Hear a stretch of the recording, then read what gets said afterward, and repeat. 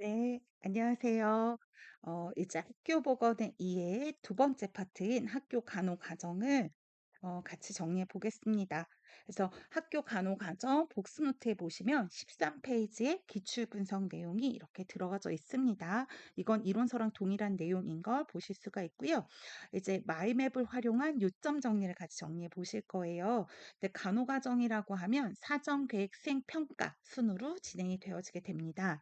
그래서 제가 마이맵을 보시면서 복습을 하실 때 이건 복습 노트의 마이맵을 가지고 말씀을 드리는 거고, 복습 노트의 마이맵을 보면서 하실 때는 최대한 기억의 단서들을, 그리고 청킹이라든가 이런 걸 써놓으시고 최대한 떠올려 보시고, 떠오르지 않으면 또가 기억의 단서들이 될 만한 그림 아니면 청킹 이런 걸 써놓으시고요. 최대한 떠올려 보시는 거예요. 그리고 떠오르지 않으면 이제 이론서를 펴서 다시 들어가서 내가 모르는 게 뭔지 파악한 상태에서 이론서를 읽어보시고, 어떻게든 기억하려면 어떤 걸 단서로 내가 기록해 놓을 때 기억할 수 있을까를 가지고 생각하고 활용할 수 있다고 했습니다. 그러면 간호사정부터 해가지고 한번 보실 건데요. 간호사정에서 사정의 영역에 대한 게 저시험 한 차례 출제가 된 적이 있었다고 했습니다. 그래서 그 사정 영역의 다섯 파트는요. 다섯 개 영역을 보시면은 저희가 사정을 할 때 대상자를 체계로 보기 때문에, 그래서 체계로 바라보면 체계를 이루고 있는 구성물이 있을 거고요. 그러니까 구성물. 그리고 이제 같이 투입이 되는 개방 체계이기 때문에 자원들이 같이 흡수가 되고 환경으로 영향받고, 그래서 이제 자원에 대한 게 있고요. 그래서 자원, 그리고 여기 이제 환경도 포함이 되어지죠. 그러니까 둘러싸고 있는 거. 그리고 들어가서 그러면 둘이 상호작용을 하게 되는 거고요. 그래서 구 그러니까 그 구성물이 있고, 그리고 자원이 있고, 그리고 상호작용을 하고, 그래서 목표 도달을 했는지의 여부하고요. 그리고 지역사회, 그 둘러싸고 있는 환경과 구분을 하고 있는 경계가 있습니다. 그래서 구자상목경 뭐 이렇게 하시거나, 네, 아니면 그 체계로 보셔가지고 들어가는 두 가지가 구성물과 자원이 들어가고, 둘이 들어가 상호작용을 하고, 그리고 산출이 나오는 목표가 있고, 그리고 이거를 지역사회하고 구분을 하고 있는 하고는 경계가 있다라고 하는 거죠. 그래서 구성물, 자원, 상호작용, 목표, 그리고 경계 해가지고, 그러면 구성물에 대한 거에서 사정 항목은 인구학적 통계, 보건 통계 이런 걸로 볼 수 있다고 했고, 자원은 인적 자원, 물적 자원 뭐 이런 것들을 보실 수 있고, 상호작용 하면은 학교에서 실시하고 있는 보건 사업이라고 했고요. 목표는 적정 기능 수준 향상이라고 하는 거고, 이제 경계가, 그래서 경계 역할에 따라서 학교가 개방 체계냐 폐쇄 체계냐 뭐 이렇게도 볼 수 있다고 하는 거예요. 그러면 이렇게 사정해야 되는 항목이 정해졌어요. 이거를 이제 그 수집을 하는 사정 방법 해가지고 1차 자료 수집 방법과 2차 자료 수집 방법. 1차 자료 수집 방법은 자료 수집 목표를 가지고 실제 자료 수집을 해가는 거라고 했습니다. 그래서 공언 설정 관파 해가지고요.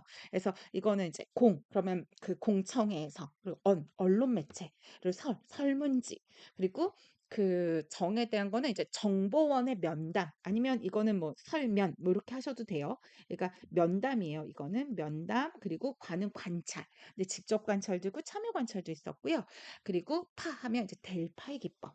그래서 요게 이제 그 선생님들 기억에 잘 나지 않는다고 하면 좀 스토리가 되게 뭐 공정, 그래서 그 뭐 공정하게, 그래서 뭐 언론은 그래서 그 뭐 설파해야 된다. 이렇게 뭐 설파해야 된다. 뭐 이런 식으로 해가지고 뭐 해보셔도 되죠. 좀 스토리가 되게끔 짜시면 조금 더 기억이 되기도 하니까요. 조금씩 바꿔보셔도 됩니다. 그래서 제가 학교번호 이해할 때도 그렇고, 저도 만들 때는 막 고민하다 만드는데 조금 더 얘기가 되게 만들어 볼 수도 있는 거고요. 2차 자료라고 하면 기존의 자료 활용하는 방법입니다. 그리고 이렇게 자료 수집을 했잖아요. 그중에서 이제 간호 문제를 찾아내는 거고요. 오마아 분류 체계를 활용하게 되죠. 근데 오마아 분류 체계 명칭을 물었는데, 오마아 분류 체계는 문제 분류 체계에서 진단을 내리고요. 그리고 그 중재 분류 체계 해가지고 네 가지 범주로 나뉘어지고, 그리고 결과, 그에 대한 이제 결과에 대한 문제 등급 척도에서 리커트 척도라고 하는 걸 사용을 한다고 했습니다. 그래서 문제에 대한 거는 따로 출제가 됐기 때문에 그건 저희가 가서 보실 거고, 중재에서 네 가지라고 해서 보면 그 교상안, 교상안, 그래서 교육하고 상담하고 안내하고, 그리고 실제 그 처시, 처치하고 시술하고, 그리고 세 번째는 네, 그래서는 사례 관리, 그죠? 사례 관리, 네, 사례 관리하고, 그리고 그 감독하는 거, 그러니까 사감. 그래서 교상한 처사감 해가지고 처시사감 뭐 이렇게 해가지고요. 그래서 그걸 떠올려 보실 수 있는 거죠. 그래서 거기에 대한 걸 기록해가지고 보시면 되고, 그리고 그 이제 영역에 대한 거에서 네 파트에 대한 거고요. 그래서 이거는 환생, 환생, 환사 이렇게가, 그러니까 환생 행사였죠. 행사. 행사. 그래서 환경에 대한 거, 그리고 생리적인 거, 그리고 건강 관련 행위에 대한 거 하고, 그리고 사회 심리 이렇게 해서 암기하실 수 있다라고 하는 거고요. 수정인자 두 가지에서 대상자하고, 그러니까 개인이냐, 집단이냐, 가족이냐, 그리고 이제 심각도 수준, 건강 증진이냐, 잠재적인 거냐, 실질적인 거냐라고 하는 거였습니다. 그리고 그 다음에 보면 사정 파트에서 이제 간호 진단 내리고, 그리고 이제 우선순위 선정을 하게 되잖아요. 우선순위 모형에 대한 것들 볼 수 있습니다. 그래서 패치 모형에서 보시면 중화. 그래서 패치 중화가 뭐예요? 그래서 문제 중요성과 변화 가능성. 브라이언트 세 가지예요. 중화 관심. 그래서 문제 중요성하고 변화 가능성에 대한 거고, 주민의 관심도. 그리고 BPRS라고 하면 기도 효과라고 해서 크기, 심각도, 사업의 추정 효과고요. 그래서 A 플러스 2B 곱하기 C 해가지고 A가 크기, 그리고 B가 심각도, C가 사업의 추정 효과였어요. 그리고 NIBP가 이제 작년 출제가 됐던 거고요. 그래서 이건 보면 이제 기호, 그래서 크기하고 사업의 추정 효과에 대한 걸 볼 수 있습니다. 그리고 BPRS를 하고 나서 사업의 실현 가능성에 대한 걸 확인하기 위해서는 적법 적법경 자수 해가지고요. 그래서 그 적절성, 그리고 합법성, 경제적 타당성에 대한 거, 자원 활용 가능성에 대한 거, 그리고 수용성에 대한 거, 이런 것들을 보실 수 있겠습니다. 그래서 최대한 그거를 그러니까 이 단서를 가지고 떠올려 보시라고 하는 거고요. 그리고 그 목표 기술시의 구성 요소에서 보시면 다섯 가지인데요. 이거는 무위, 무위, 그리고 가디언, 이렇게 하고, 이거를 어 그냥 무엇, 범위, 그리고 누가, 어 그 어디서, 언제 이렇게 해 가지고 그냥 쉽게 암기는 되는데요. 혹시 안 된다고 하면 무의, 그러니까 무의도식하는 뭐 가디언 뭐 이렇게 해 가지고, 그래서 그러니까 무엇가 범위입니다. 그래서 어떤 사업을 어떤 범위로 할 건지, 그리고 누가 할 건지, 어디서 할 건지, 언제 할 건지에 대한 거고요. 그리고 목표 기술이 갖춰야 할 조건 하면 관실 관측 해가지고 뭐 관련성, 실현 가능성, 관찰 가능성, 측정 가능성 이런 것들이 있고요. 그리고 건강관리실에서 장점이 저희 시험에 출제가 됐던 거고, 이거를 그 장소 관련해가지고 보고, 그리고 대상자 측면에서 보고, 이렇게 구조화를 좀 했었거든요. 그래서 장소 관련해 가지고 네 가지로 했었어요. 그러니까 보건실에 있는 시설을 사용할 수 있고, 그죠? 그리고 즉각적으로 상담실 같은 의뢰도 할 수 있었고요. 그리고 건강관리실에 별도로 구분돼 있잖아요. 보건실. 그러니까 산만하지 않고, 뭐 시간도 좀 절약할 수 있고 효율적이라고 하는 거죠.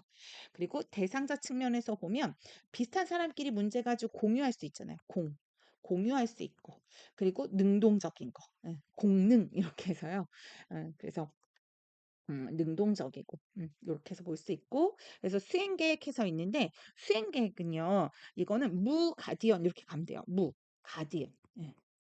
왜냐하면 목표가 아니기 때문에 범위는 필요 없어요. 그러니까 무엇을, 그리고 누가, 어디서, 언제 이런 것들이 포함이 되어야 한다라는 거고, 평가 계획해서 보시면 수립 시기는 사업 시작하기 전에, 그리고 포함해야 될 요소라고 해서 보면 자기 방법 해가지고요. 그래서 평가자, 평가 시기, 평가 방법, 평가 범주, 이래서 자기 방법 해가지고 떠올려 볼 수 있고, 그리고 간호 수행에서 직접적으로 나온 건 없었었고, 근데 저희가 조금 더 확장해 가지고 이제 여기서 조금 더 써보신다고 하면 직접 간호 활동을 할 수도 있고, 간접 간호 활동할 수 있고, 간접 간호 활동은 감시도 하고, 그쵸?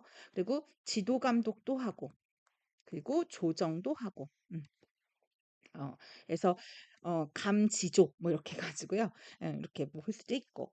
그리고 여기에 이제 평가 절차에서 보면 대기는 붙여줘서 그래서 대기석에 앉아 있던 수비가 판전승으로 뭐 재경기를 하게 됐다. 뭐 이렇게 해 가지고 그래서 그 평가 대상자고 평가 기준에 대한 거를 먼저 결정을 하고 자료 수집을 하고 목표하고 비교해 보는 거예요. 그리고 판정을 해 보는 거예요, 판단.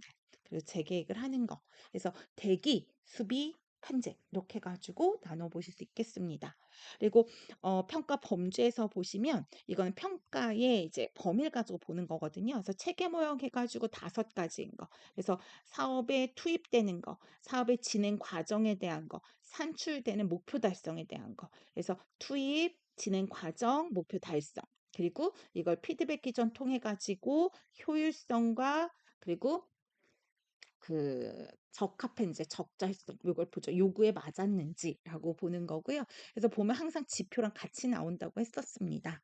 그래서 지표해 가지고 투입된 노력에 대한 거라고 하면 이제 예산이 확보가 됐는지, 자원에 대한 확보는 됐는지 이런 것들이 있고 사업 진행 과정 계획대로 진행이 됐는지를 이제 계획서를 가지고 평가하는 거였고 이런 거 보실 수 있죠. 그리고 논리 모형이다, 투입 산출 모형이다라고 얘기를 하고요. 그래서 그러니까 구조 평가, 과정 평가, 결과 평가고요. 아니면 투입 평가, 산출 평가, 결과 평가라고도 합니다. 그래서 저희 시험에서 보면은 목표가 출제가 된 적도 있었어요. 목표 유형해 가지고요. 근데 목표라고 하는 건 결국 평가하는 내용이 목표에서 수립한 거잖아요. 그래서 똑같습니다. 그래서 투입 목표, 산출 목표, 결과 목표라고 하고요. 근데 우리가 평가 범주 얘기할 때는 투입 평가, 산출 평가, 결과 평가라고 하기도 하고 이거를 투입은 과정 평가, 아니 저 구조 평가, 그죠? 구조 평가. 근데 산출은 과정 평가, 그리고 결과 평가 이렇게 같이 얘기합니다. 그래서 투입 산출 모음은 투산결 해가지고 그건 외우기 어렵지 않으시잖아요. 그러니까 투입 산출 모형은 투산결이라고도 얘기를 하는 거고, 그리고 구가결, 구가결 해가지고 다 기억이 있잖아요. 구과, 결 이렇게 해서. 그리고 인과 모형에서 보면 과영성. 과. 그래서 인과. 그래서 과로 시작을 해 가지고 그래서 얘는 과영성해서 그래서 그 과정 목표하고 영향 그러니까 과정 평가, 영향 평가, 그리고 성과 평가 또는 결과 평가라고 해요. 얘도 목표의 종류를 얘기하는 과정 목표, 영향 목표, 그러니까 그 성과 목표 이렇게 얘기를 합니다. 그래서 동일하다고 하는 거고요.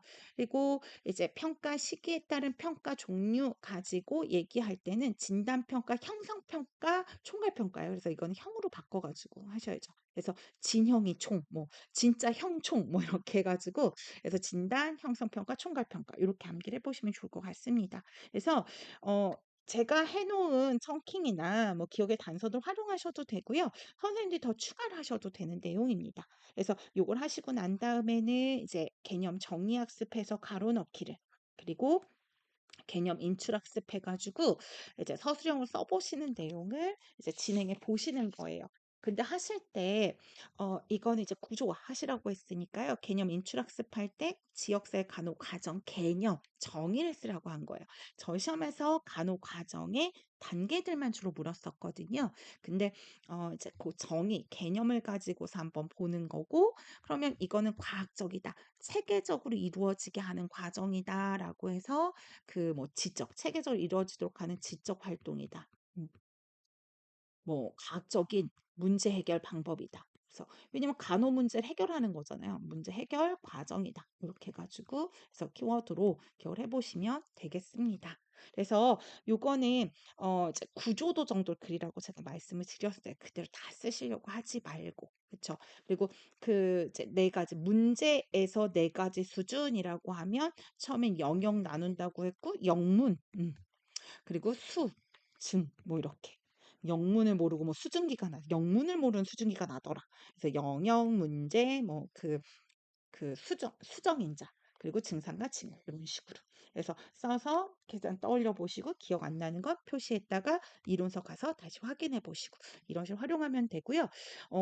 제가 이제 같이 쭉 꾸준히 그래도 해 나갈 부분은 마이맵 가지고 정리하는 건 함께 해 보려고 합니다. 그래서 선생님들이 그래도 이동하시고 하면서 네 들어보셔도 좋을 것 같아서요. 그래서 이렇게 귀로도 들어보시고 그리고 마이맵 활용에 좀 익숙해지시면 좋겠다는 생각이 듭니다. 공부를 하실 때 숲도 보고 숲을 먼저 보고 나무를 보고 다시나 숲과 나무를 함께 볼 수 있는 공부를 하셔야 고득점을 받으실 수 있거든요. 그래서 이제 공부를 시작하셨으니까 '숲을 보는 연습을 그리고 거기서 뻗어나간 가지를 확인한다.'라는 생각 가지고 마인맵을 잘 활용해 보셨으면 좋겠습니다.